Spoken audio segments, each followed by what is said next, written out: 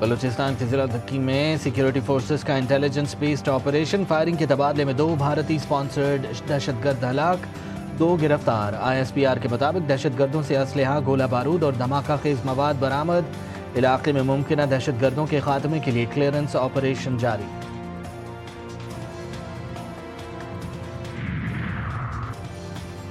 کراچی میں 13 کروڑ روپے کی ڈکیتی میں ٹک ٹاکر ملوث، PECHS میں تاجروں کے گھر سے کروڑوں روپے والے ٹک ٹاکر بہن بھائی نکلے۔ دونوں ٹک ٹاکر سمیت 4 ملزمان گرفتار۔ ملزمان نے FIA کی جعلی وردی پہن کر تاجر کے گھر سے 13 کروڑ روپے لوٹے تھے۔ ملزمان کی شناخت یسرا، نمرہ شہریار اور شہروز کے ناموں سے ہوئی۔ گیس کی قیمت میں بڑا اضافہ، گھریلو صارفین کے لیے گیس کی قیمت 200 سے 4200 روپے فی MMBTU مقرر۔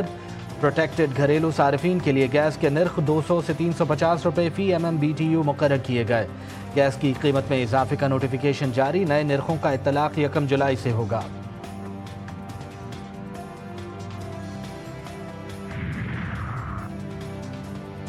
کراچی سمیت ملک بھر کے لیے بجلی سستی ہونے کا امکان، پاور ڈویژن نے ملک بھر میں یکساں ٹیرف کے لیے درخواست دائر کر دی۔ گھریلو صارفین کے لیے بجلی کے بنیادی ٹیرف میں 1 روپے 16 پیسے کمی کا امکان۔ نیپرا درخواست کی سماعت 1 جولائی کو کرے گا۔ پاور ڈویژن نے آئندہ مالی سال کے لیے بنیادی ٹیرف میں کمی کی تجاویز تیار کی ہیں۔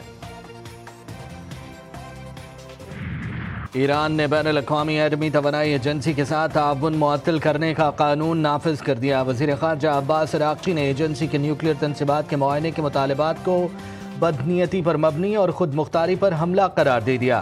نئی حکمت عملی اپنانے کا اعلان، حکومت نے ایجنسی کے سربراہ پر پابندی عائد کر کے قومی سلامتی پر کوئی سمجھوتہ نہ کرنے کا واضح موقف اختیار کر لیا۔ غزہ میں اسرائیلی بربریت کا سلسلہ نہ تھم سکا، صہیونی فورسز کے تازہ حملوں میں مزید 45 فلسطینی شہید، شہداء میں بچے اور امدادی کارکن بھی شامل۔ 7 اکتوبر سے جاری اسرائیلی کارروائیوں میں شہید ہونے والے فلسطینیوں کی تعداد 56,500 سے زائد ہو گئی۔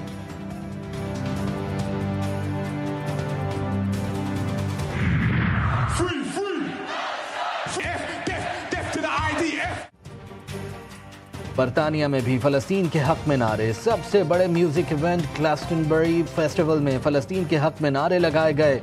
گلوکار باب ویلن نے اسٹیج پر فری فلسطین اور مرگ بر IDF کے نعرے بلند کیے۔ برطانوی حکومت کی باب ویلن کے نعروں کی سخت مذمت۔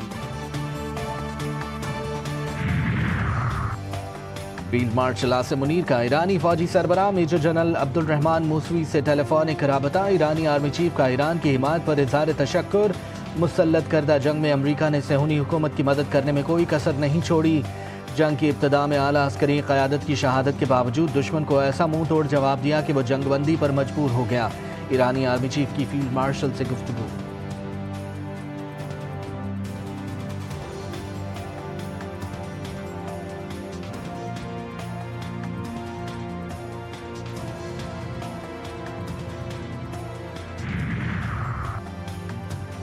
ایران کی پارلیمنٹ کا سویلین ڈرون سے متعلق بل منظور، تمام سویلین ڈرونز کو ایک ہی سیکیورٹی لائسنسنگ نظام کے تحت لایا جائے گا۔ 22 شقوں پر مشتمل بل کے تحت تمام آپریٹرز کو اپنے ڈرونز اور پرواز کے منصوبے رجسٹر کروانا ہوں گے۔ غیر ملکی شہریوں پر ڈرونز یا ان کے پرزے خریدنے یا بیچنے پر پابندی عائد ہوگی۔ اسرائیل نے 13 جون کو ایران پر حملے میں مائکرو ڈرونز کا استعمال کیا تھا۔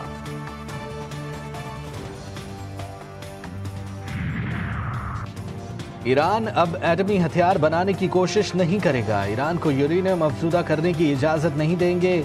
ایران کی 3 جوہری مقامات کو تباہ کر دیا۔ امریکی صدر ڈونلڈ ٹرمپ کا امریکی نشریاتی ادارے کو انٹرویو، کہا ایران پر حملوں سے متعلق انٹیلیجنس معلومات افشا کرنے والوں کے خلاف قانونی کارروائی ہوگی۔